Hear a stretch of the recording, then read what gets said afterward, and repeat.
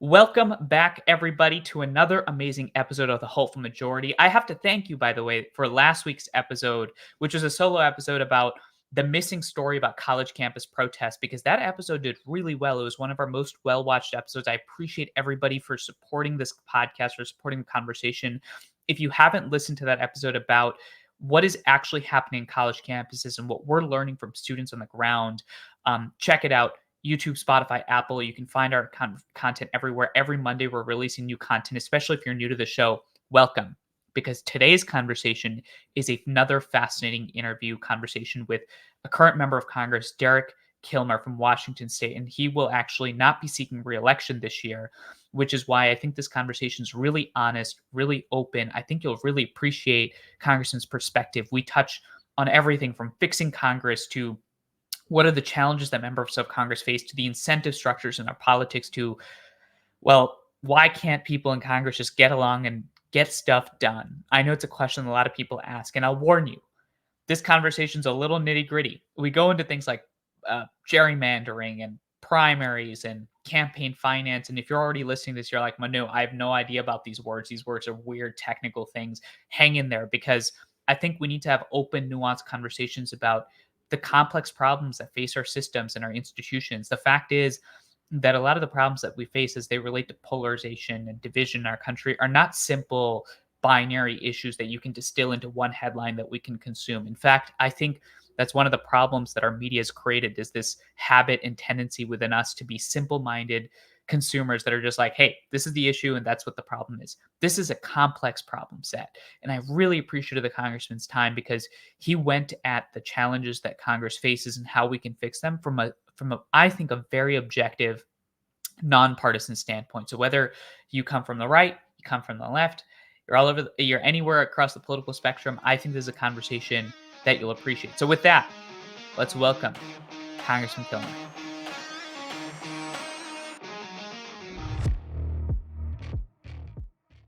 Congressman Kilmer, welcome back to the Hopeful Majority, sir. It's good to be back.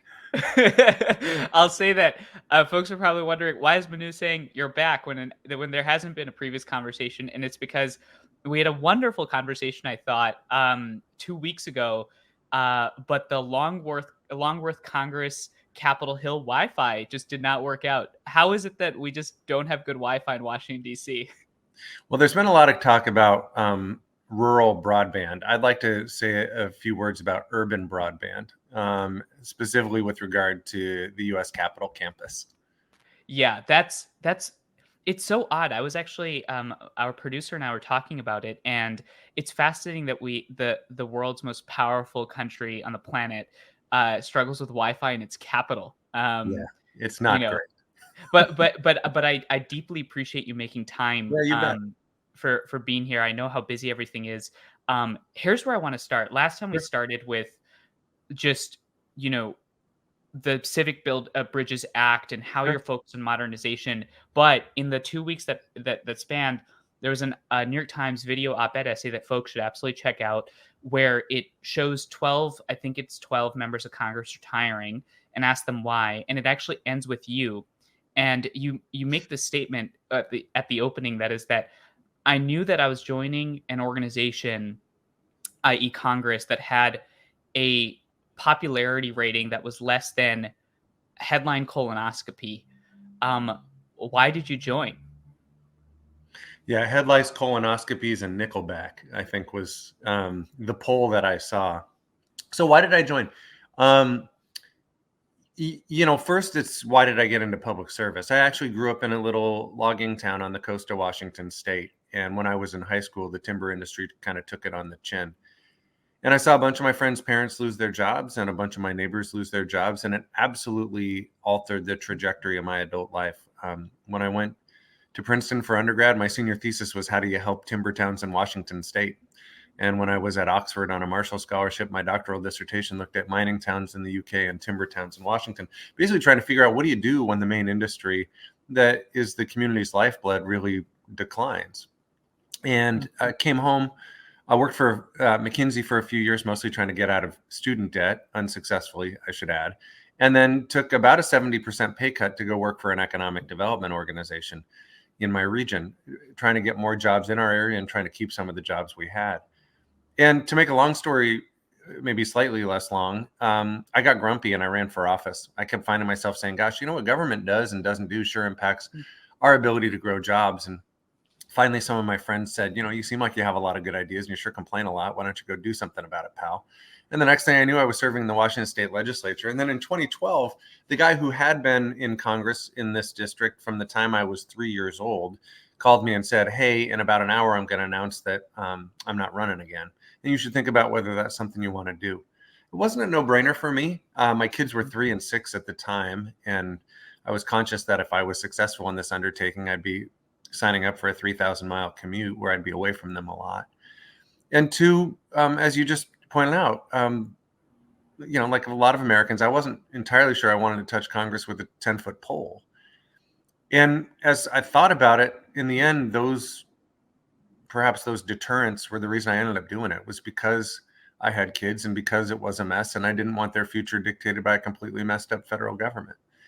And that's what got me into this job. And it has absolutely influenced how I've approached the work. I work a lot on economic development issues because that was what really drove me. But two, I've spent a lot of time trying to figure out how do we fix our broken politics. You mentioned things like the Building Civic Bridges Act and the Modernization Committee. Maybe we'll get a chance to talk about some of those things. But there's a reason I worked on those things. And it's because, you know, part of the reason I came to this role was my belief that if you want things to work differently, you've got to do things differently.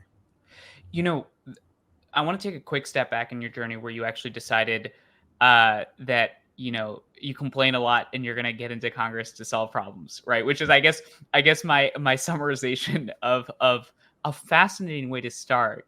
And I think a lot of people at this moment have a deep skepticism of members of Congress. A lot of people, especially younger people, I think, have a lot of skepticism of a lot of key institutions, whether it's religion, whether it's the government, whether it's the way that our economic systems work.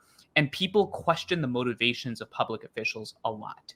And when I was listening to this video essay, I was hearing these folks talk, and all of them kept saying, I want to fix things. Or you just shared your background and how you got in because you wanted to solve a certain problem set that was motivating you. Why did you choose to run for Congress and pull that lever of change, or the state house, I guess, at that time, or state Congress, as opposed to pulling all the other levers that folks think about, you know, as they think about pursuing change? Why this one? It's a fair question, you know, and I'm a big believer that there's a lot of ways to make a difference, right? Even, you know, I mean, President Kennedy said in a democracy, we all hold office. Mm-hmm. And the important role that Americans play in trying to influence their government is one way of impacting change. You know, I have friends who work for nonprofits and think tanks who are absolutely altering the trajectory of our country. I have friends That makes me feel better. Yeah, absolutely. And, you know, I have friends who, you know, are university professors who similarly are, you know, are molding minds and driving thinking on issues that matter. And so I'm a believer that there's a lot of ways to make change. One of them is running for office. And to me, initially the opportunity to have impact at the state level held appeal to me. And if I'm candid with you, part of the issue for me was, as someone who worked in economic development, I saw an avenue to sort of drive thinking in that space. And also at the time, I was represented by someone who didn't share my values. And I thought, well, what an opportunity to try to influence my community in a way that might actually drive positive change, maybe rather than driving headlines. The second thing, you know, the second piece is why Congress. And I think the challenge right now is there's a lot of folks who look at Congress and say, man, I'm not sure that's a place that you can make change. And then that gets risky, right? If there's a, you know, if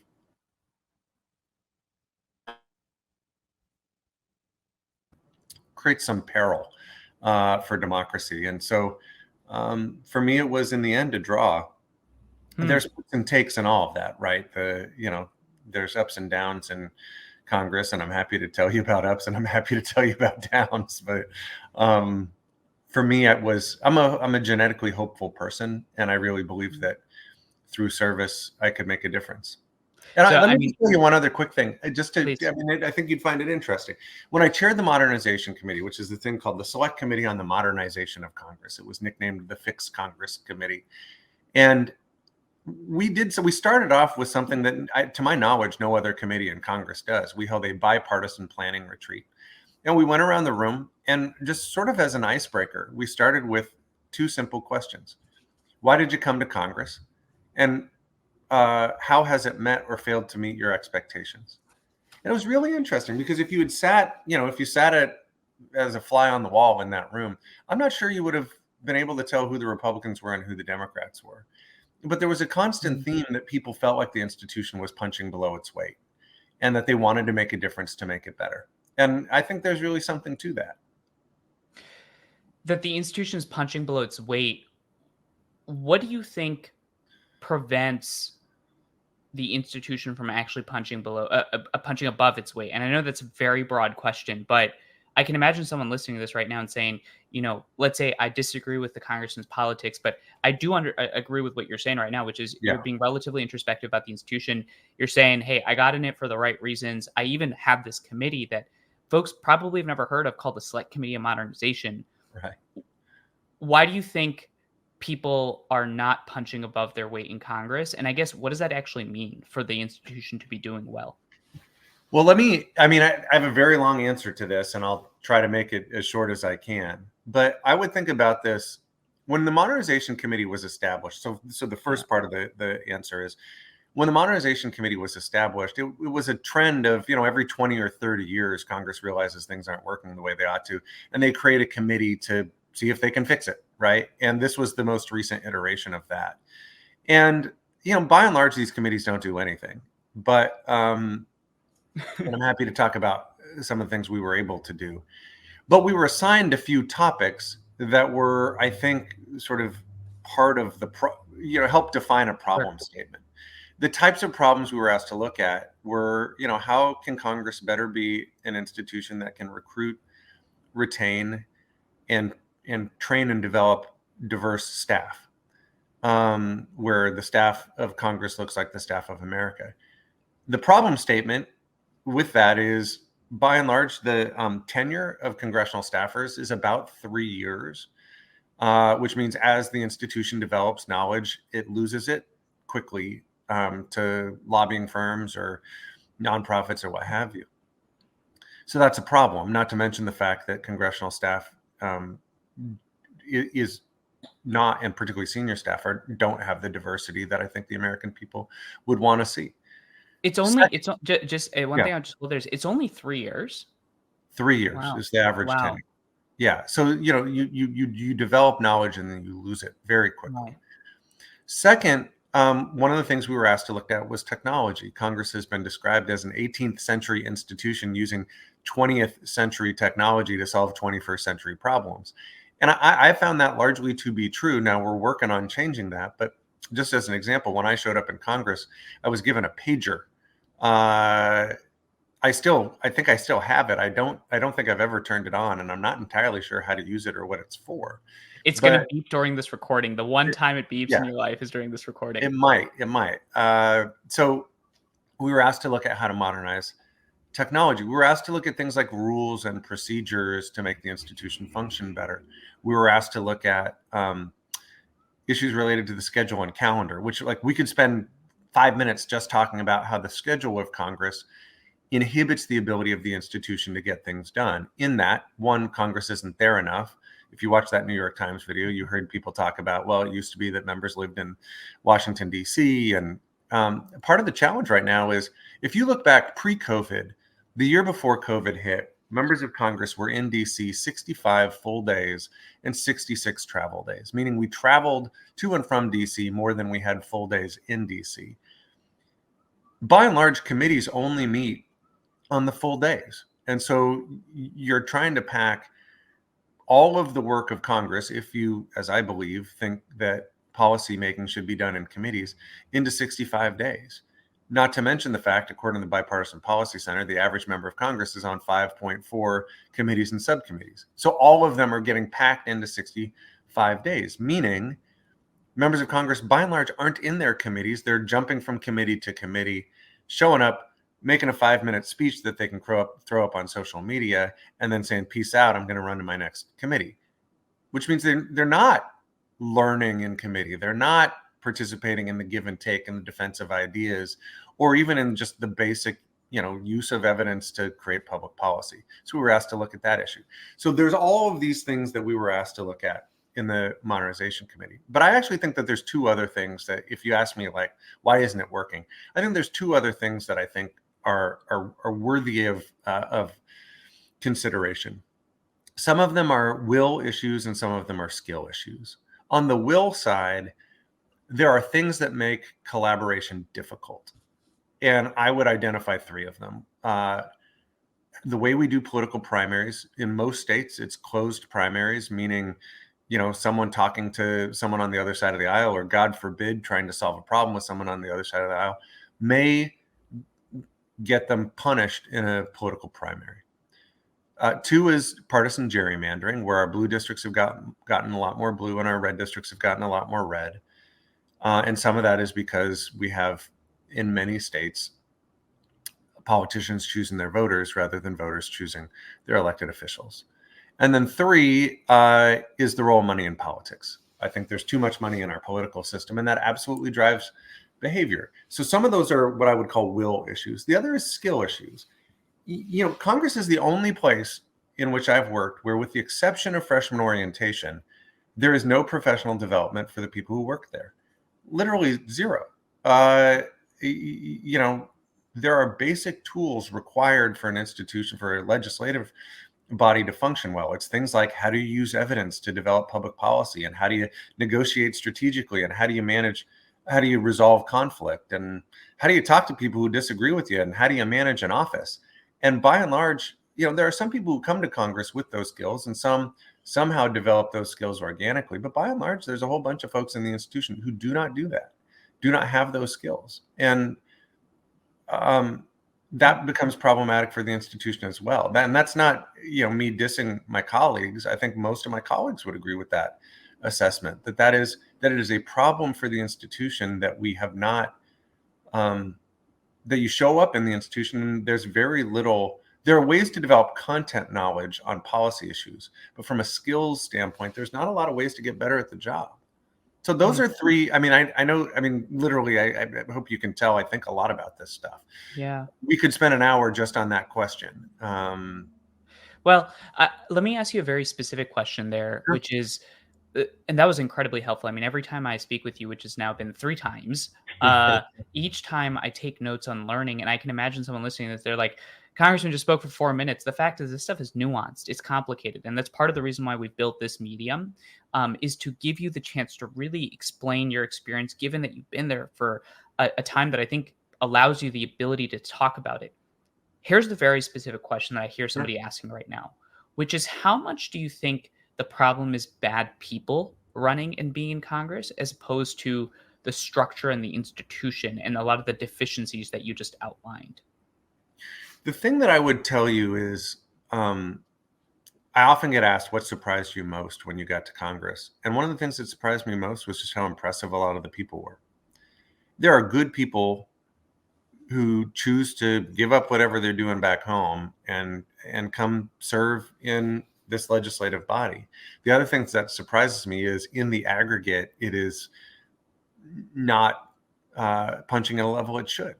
And so that suggests to me that some of these systemic issues are big deals. To have colleagues say, gosh, I'd love to work with you on that, but I think I'd get beaten in a primary. That's a systemic problem. And you could argue that has to do with the person, but the person wants to be able to deliver for their district. And many of them say, well, I'm not able to deliver for my district or for my country if I get beat by some extremist in a primary because of a position I took or something that I chose to work on. So it's a little tricky, but I don't think I'm surrounded by bad people. Now, I will tell you, there are, I'm a big fan of Amanda Ripley's writing and her book, High Conflict. And she has this concept called conflict entrepreneurs, people who profit off of, stirring the conflict. And Lord knows there are conflict entrepreneurs in Congress.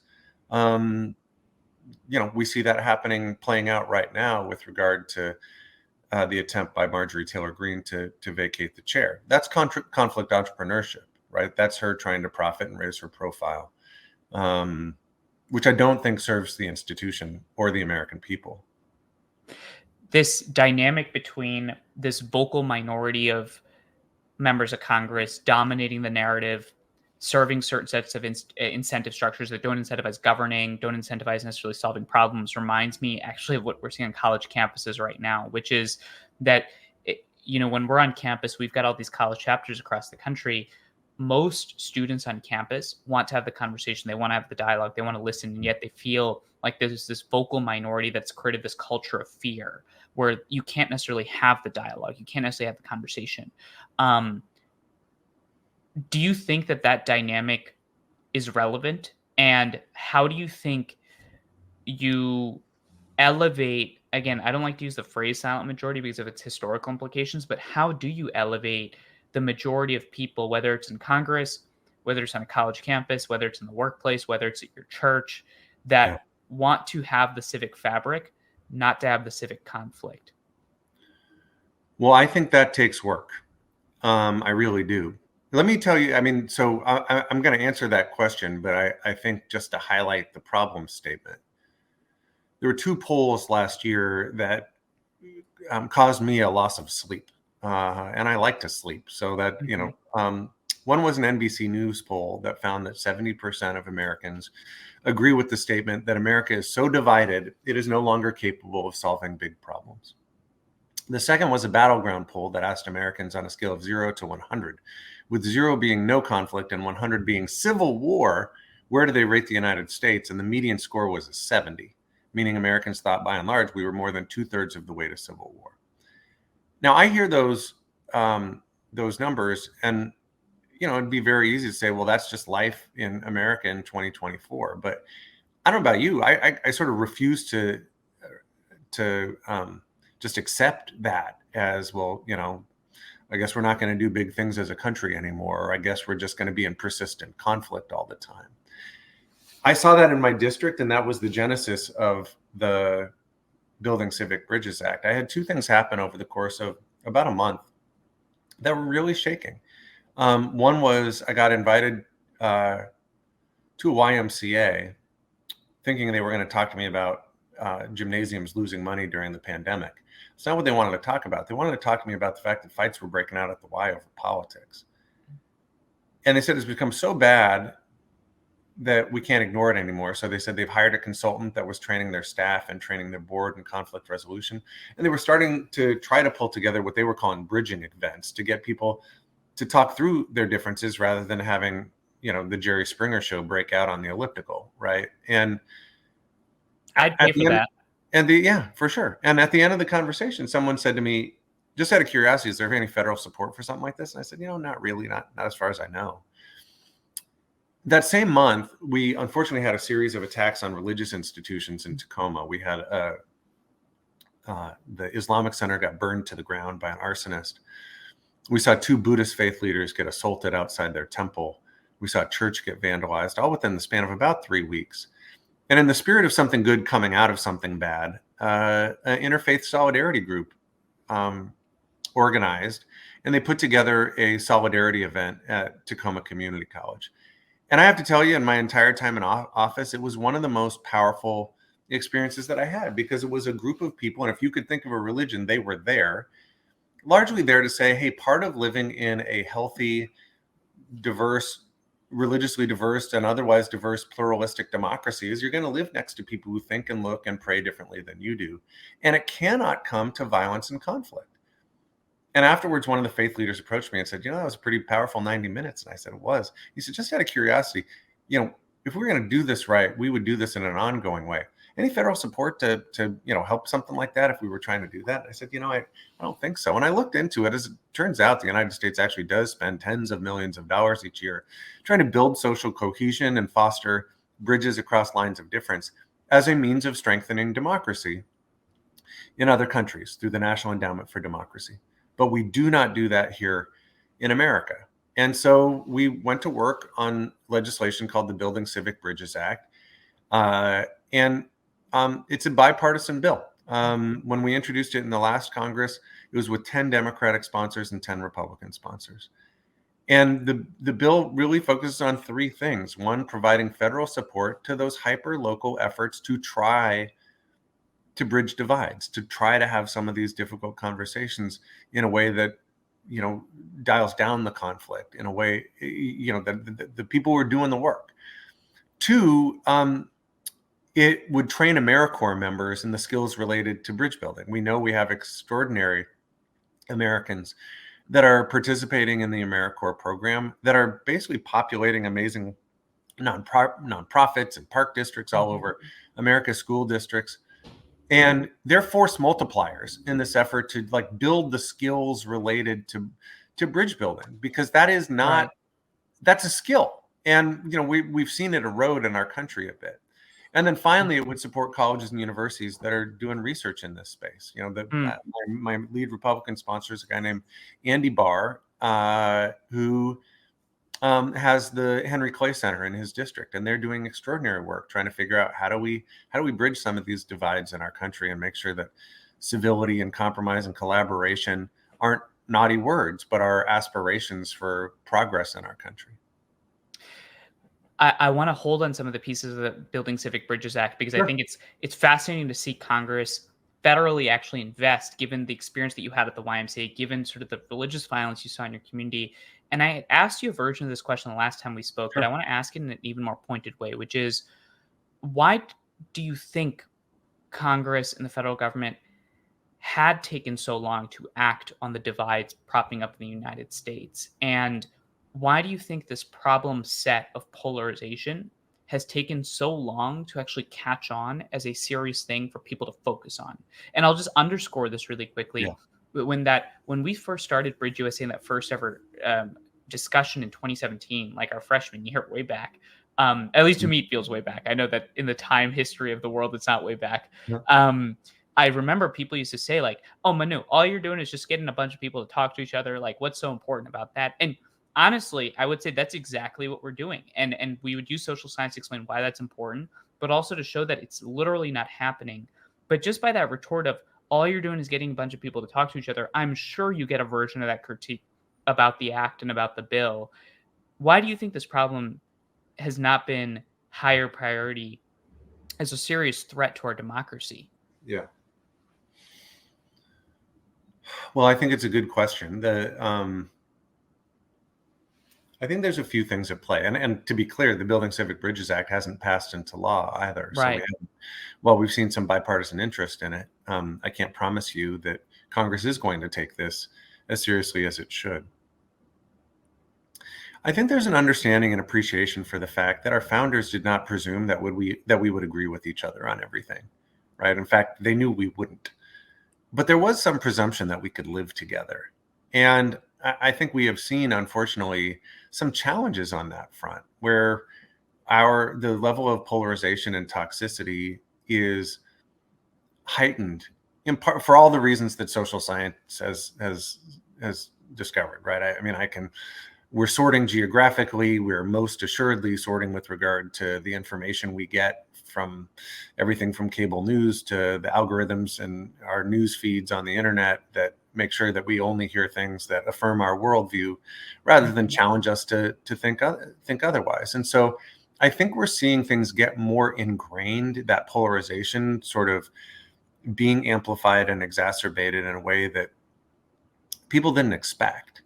And we're not necessarily great at solving problems that we didn't see coming. But that doesn't mean that we shouldn't shift towards trying now. And that, I think, is some of the argument around the Building Civic Bridges Act. The other thing I would tell you is, you asked why Congress hadn't necessarily embraced this problem statement. One of the things that I observed when I got to Congress is that there's a lot of blue team versus red team problems in the institution. Even where we can find agreement, sometimes there's an attempt to, snatch defeat from the claws of victory by trying to turn something into a political issue that ought not be. And Right. that's because of politics. That's because, they who hold the gavels hold the power. And so there is a persistent struggle for power in the institution. And honestly, that frame and the challenges that are part of that frame absolutely influenced how I approached the work of the Modernization Committee. Because I Mhm. said, like, well, so what if we don't do it that way? And I'm happy, if you want, I'm happy to talk a little bit Well, about how we changed it up. But we're gonna go there, but there's something fascinating that you just elucidated, which is that there's a struggle for power at the core of the institution, which begs the question: is the institution serving the struggle for power, or is the institution actually serving the American people? And I think that's a question that a lot of people are asking right now. yeah, And what would you say to those folks in terms of how you think about that dichotomy? I would say that the answer is both. And on a lot of the big issues facing the country, too often it seems to be serving the political divide, but that doesn't mean that's how it needs to be. For Americans who want it to be better, my encouragement is, like, make sure your politicians know that. Make sure your elected officials know that. Um, I shared with you, and I'll get it wrong, but the Kennedy quote, the full quote is, the in our system of government, we all hold office, and the manner in which we execute those responsibility gives us the government that we deserve. And so if we as Americans demand something better, I actually think we might be able to make some progress on that front. Hmm. If we as Americans demand something better, now I can imagine that the definition of better means something different to everybody. I'm Sure. sure this is something that you see in your constituency, in your district, and across the Yeah. country, which is like there isn't this singular definition of what is good, right? There is no Sure. singular definition of what a good North Star looks like. Yeah. And it comes to this question of the Building Civic Bridges Act. I'm sure if any random person like me heard of this act and they were like, there's 10 members of Congress on the red and blue teams each that are trying to bring the country together and passing legislation, that feels like a slam dunk. And yet it hasn't passed yet. Maybe you could explain a little bit as to of some of the obstacles, perhaps, that you're willing to share as to why that bill is struggling, so that people can get a little bit of an insight into just the nitty gritty of the obstacles that folks face. Well, probably the biggest challenge is just Congress is not exactly a legislative juggernaut right now. I mean, in the last year, I think only 40 bills passed into law in total, and that's out of What is thousands. that? Yeah, what is that relative to, by the way? Like how have previous years been? Like if last year's 40, what a It's previous. historically low. I mean, it's Yeah. historically low. Now, as you know, and I think as your viewers and listeners know, oftentimes a bunch of bills get put into one bill, right? So it's a little bit misleading. Mhm. But this has been a historically underperforming Congress, unfortunately. And some of that's just explained by the agenda of the majority in the House, and some of it's explained by the fact that we spent, a whole lot of time trying to elect a speaker twice. Hmm. Hmm. The revolving door that is the speakership of the House of Representatives. It's interesting. One of our students asked us actually recently, this congressman, which is that the reason why we started the speaker battle seems to be because you had 3 or 4 members of Congress on the Republican side hold up the entire nomination. And Yeah. my immediate thought there is if you can have an entire institution, again, whether it's your workplace, your church, your community center, or Congress being held hostage by 3 people, the question becomes how do you balance the way that power splits out? And do you think it's an incentive problem? Do you think it's a will issue? Do you think it's a skill issue? Do you think it's a Yeah, combination? It's I both? do.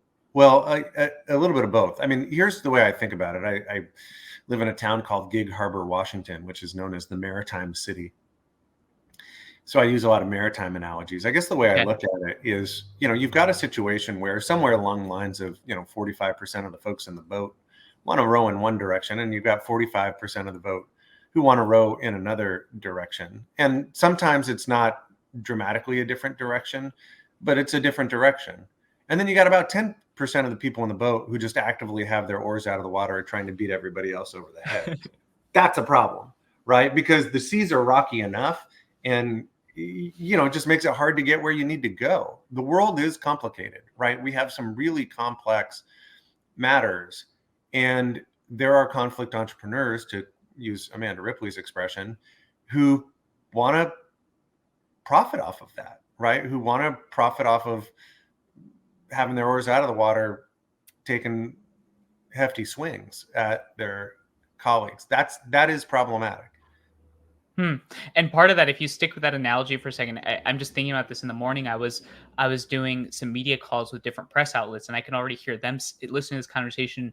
And what's even more interesting is that it's not just that those 10 people with the oars are smashing everybody else, but the people on the sidelines, the spectators, are actually cheering them on. So it's like the 45 people on both sides have their rows in the water. They're at least trying to row in some direction, and then everybody else is cheering those 10 people on.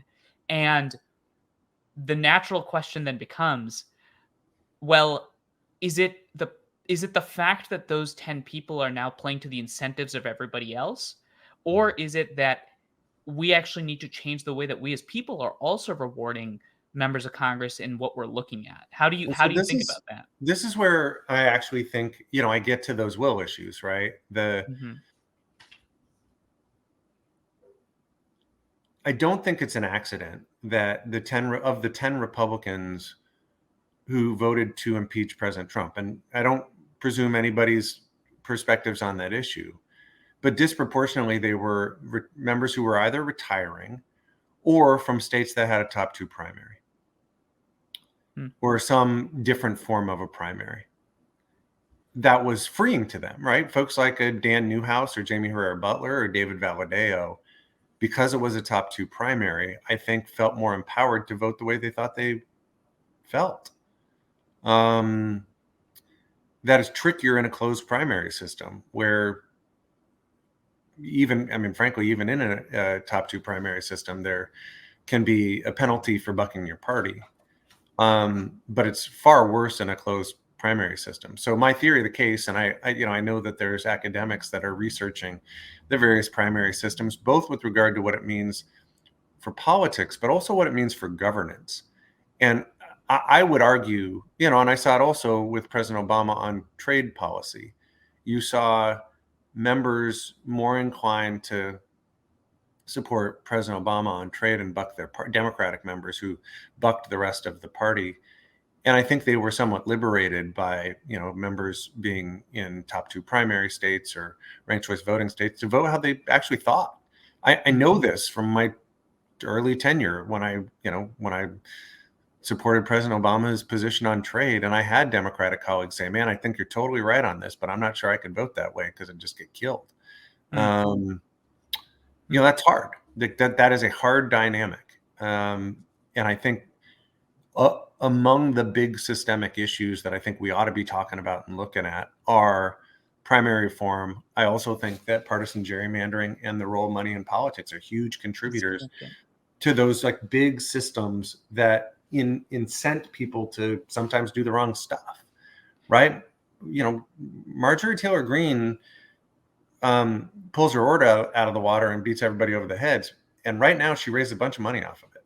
That's a problem. Mhm. And people cheer her on.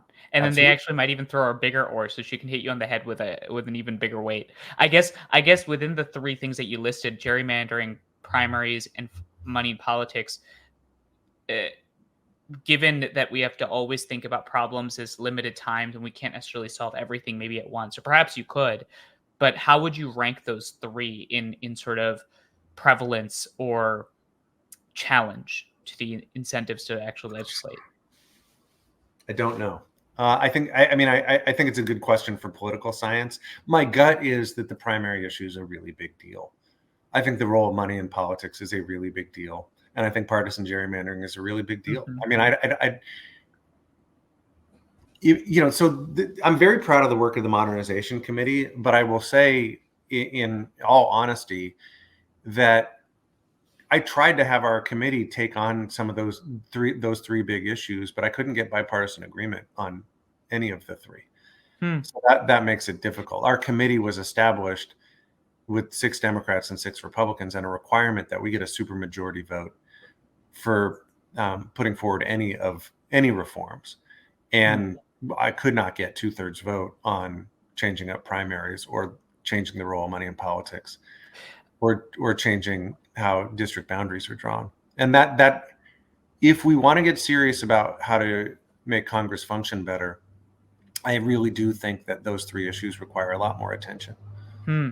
I know we don't have the time to go through each issue, but I can imagine someone asking you, but why is there not bipartisan support? Is it possible for you to maybe just give like a quick explanation of why you think maybe you don't see bipartisan support around, the primary reform, or maybe, why you don't see necessarily bipartisan support Well, on the so role of money where politics? primary reform has happened, it's by and large happened by ballot measure, by citizen initiative. And so, in Alaska, where they now have ranked choice voting, I believe in Maine also, where they have ranked choice voting, that was done by citizen initiative, I believe.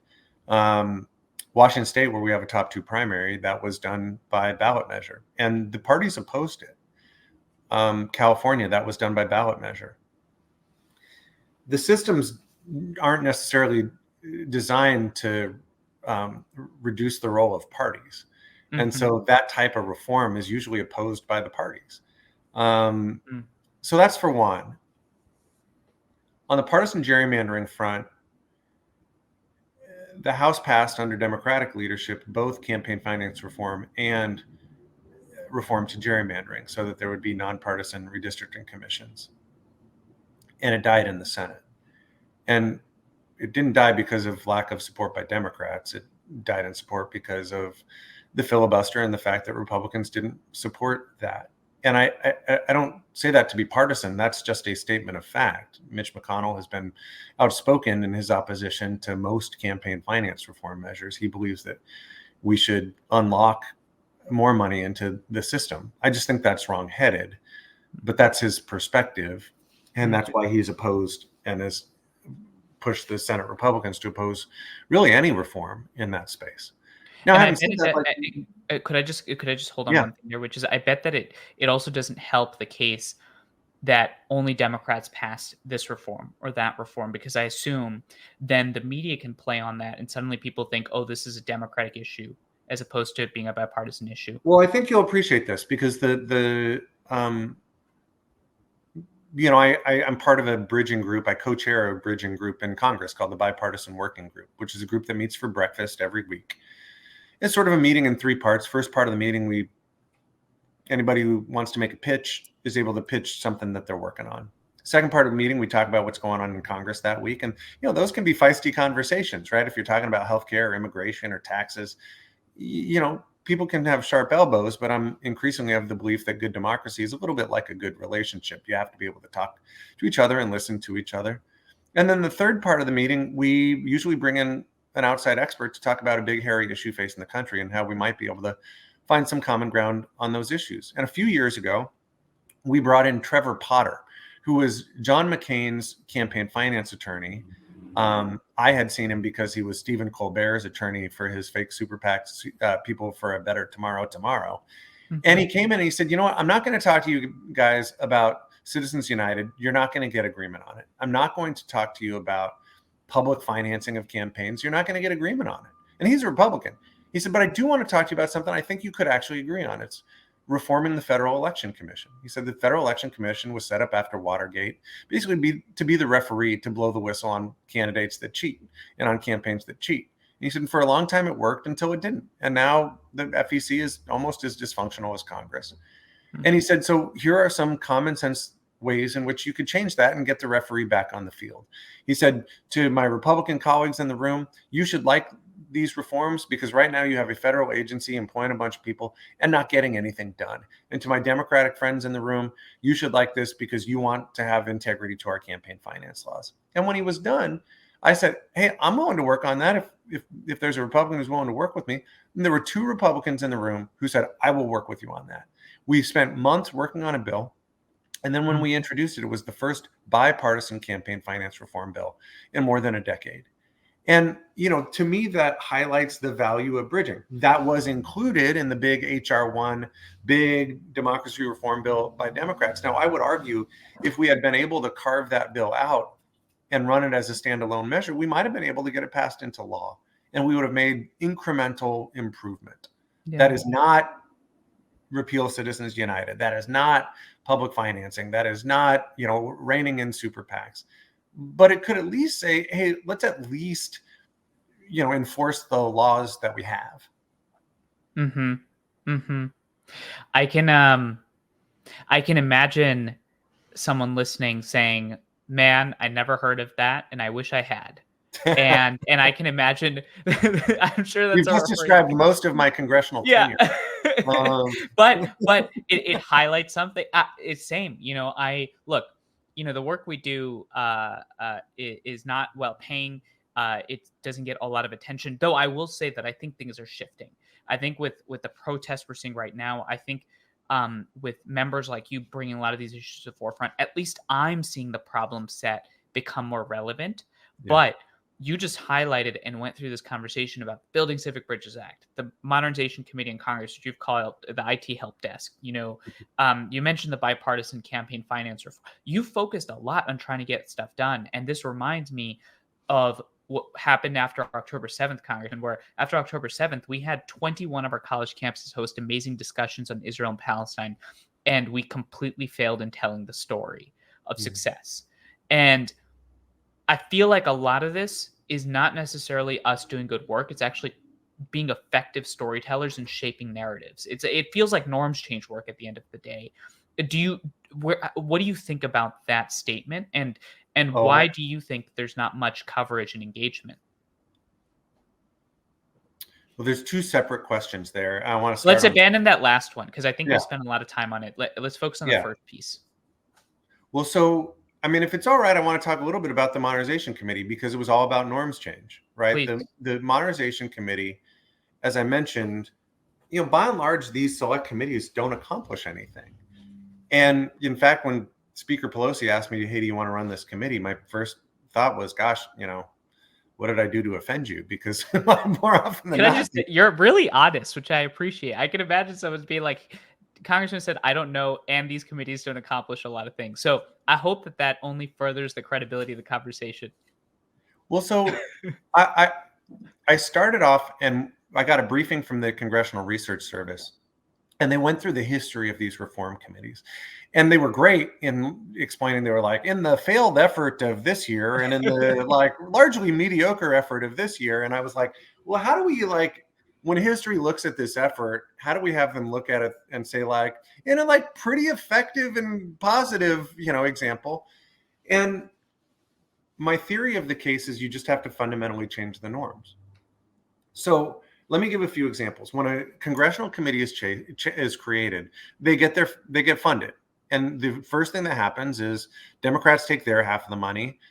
They use it to hire people with a Democratic background who put on blue jerseys, and the Republicans take their half of the money and they hire people with a Republican background who put on red jerseys. And then they spend the rest of the time fighting with each other. And so one of the first things I did when I became chair of this committee is I called Tom Graves, who was my Republican counterpart, a very conservative Georgia Republican, a very genial guy, but from a very deep red district, so deep red that when he left Congress, that district is now represented by Marjorie Taylor Greene. And I called Tom and I said, Tom, I got a crazy idea for you. What if we don't split the money?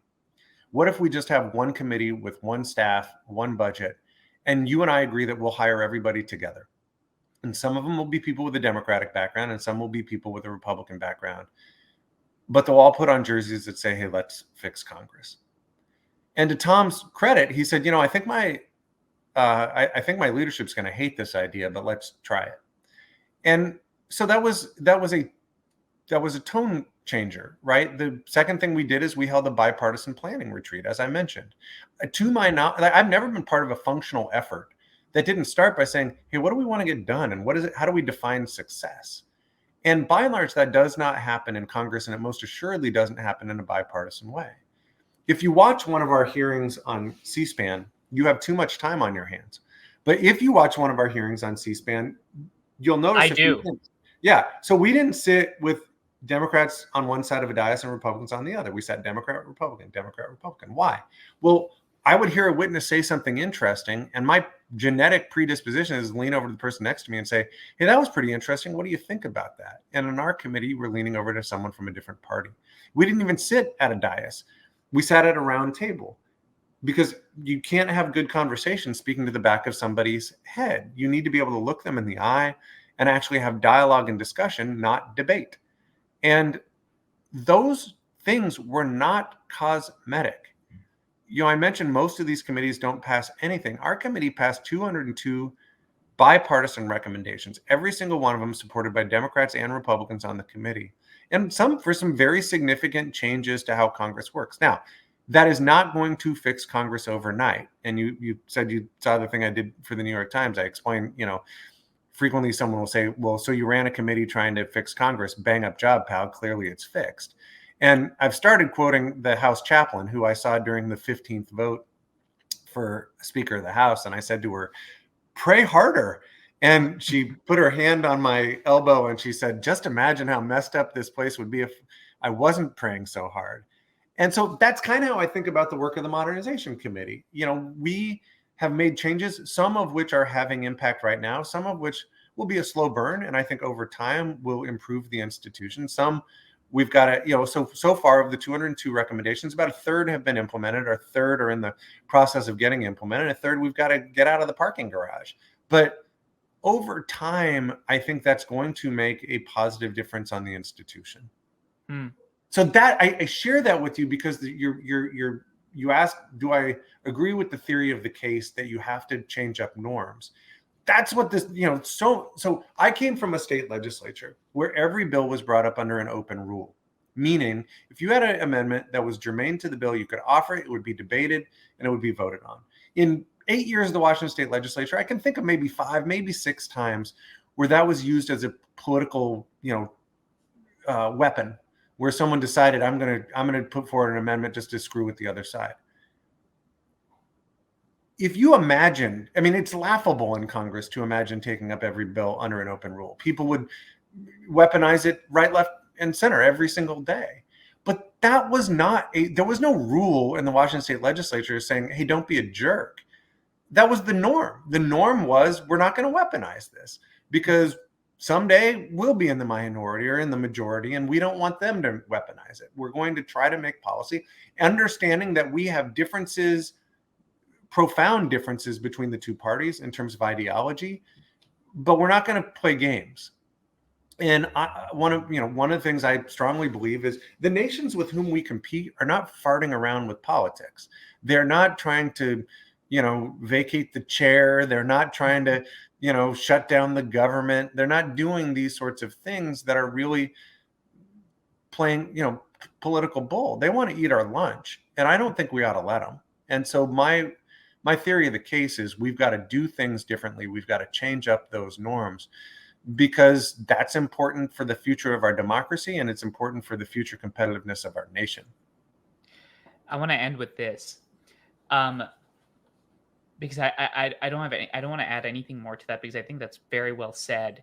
I can imagine also people thinking, well, should we have authoritarian models of governance? But that's a conversation for later. And we shouldn't. I don't think anybody would agree with that. No. But here's the thing.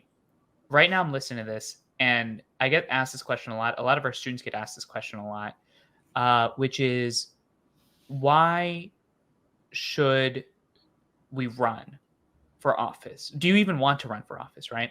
Yeah.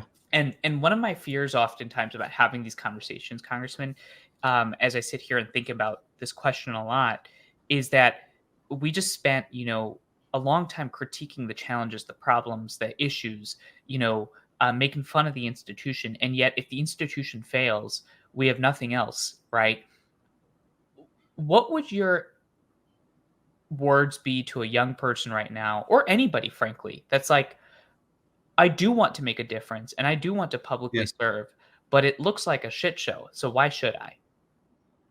Well, I guess I have a different perspective on the 50 minutes that we've spent together, because in my view, we were talking about leaders in Congress who have a sense of agency, who are identifying problems and are committed to trying to fix those problems. That's the And thing, you're one of right? them. Absolutely, right? And so I don't share these problem statements with a sense of, oh God, this is unfixable, right? I mean, it's funny. One of my favorite quotes is from Rabbi Jonathan Sachs, and he talks about the difference between hope and optimism. He says, optimism is a passive virtue. It's the belief that things will get better. And hope is an active virtue. It's the belief that together we can make things better. He says it doesn't take courage to have optimism, but it does take courage to hope. I like that because it understands that we have a sense of agency, right? That when we work together, we can actually make things better. And that's the nature of politics. That's the nature of government. You know, it's been said that government is the problems that we solve together. And I like that because we have, we live in an extraordinary country. We cannot put our head in the sands and say, and yet, we can't be Kevin Bacon at the end of Animal House saying, stay calm, everything's fine, right? There are things that need fixing. And the question is, do we throw up our hands? Do we do one of two things? So what, again, I'm conscious that I am using a lot of quotes, but when I started the work on the Modernization Committee, someone gave me a speech by John Gardner, who was a cabinet member for Lyndon Johnson. He was Secretary of Health, Education, and Welfare. And he talked about the importance of being a loving critic of an institution. That's what stewardship was like. Whether you're talking about Congress or your college or university or a nonprofit, he talked about the importance of being a loving critic. And he said institutions suffer as a consequence of one of two things. Uncritical lovers who fail to give an institution the sort of life-giving criticism required for improvement, or unloving critics who treat an institution like the piñata at the party and have an eye towards destruction rather than toward building it up and improving it. I hope as you hear my commentary on Congress, you see it through the lens of someone who really is trying to be a loving critic of the institution, who sees its faults, but is very committed to trying to make it better, and with a mission of making it better for the American people. And I hope that anybody who is contemplating running for office will recognize, one, that there is tremendous opportunity for impact. I mean, heck, I turned my doctoral dissertation and a bunch of smart work that other people did into a law that is now the most popular program in the history of the Economic Development Administration, that's helping distressed communities, including my hometown, which was what brought me into politics in the first place. How cool is that? I and my amazing team are able to help veterans who, are trying to just get the benefits that they've earned. How cool is that we're able to help people in that way? Congress, in the last Congress, passed the most significant climate change legislation in the history of the planet. How cool is that? And so there are real opportunities for impact. And yet, I think we can recognize that and at the same time say, we got to do better, because the challenges are profound. And if we want to be the country, the notion is, how do we build, we're not a perfect union, but the goal is to build a more perfect union. And that's going to take all of us. Be a loving critic. I love the way that you reframed the last 50 minutes, because that's how I feel. But part of what I always like to do in these conversations is reflect what I think the listeners hear. And Sure. oftentimes in these conversations of fixing, they only take away the breakage. And I Yeah. think that whether you're a Democrat or Republican listening to this, I think we can all agree that the temperament that you share is a temperament that everybody should at least try to embody, because that's how we try to push the institution forward. So thank you so much, You bet. Congressman Kilmer, again for your time. I know it's very early on your side, and I appreciate you doing stuff even though it feels like the incentives don't necessarily incentivize those things. You got it. Thanks for having me. Well, thank you so much to Congressman Kilmer. Thank you for listening. As you saw from that conversation, we touched a lot of points, and I appreciated the congressman's time as it relates to the difficulties and challenges of our politics in our moment. I want you to emphasize that this was actually the second time we had this conversation. The Wi-Fi the first time was not so great, and that's where we started. If you appreciated the dialogue, support the show. YouTube, Spotify, Apple. Every Monday, we're releasing content. It's because of you that we're building this hopeful majority. And importantly, this hopeful majority is for everybody, not just Democrats, not just Republicans, people across the board, people that have different ideas, perspectives, nuanced beliefs, because we think that we need to have open minded conversations at a time of extreme division. I'll see you next week.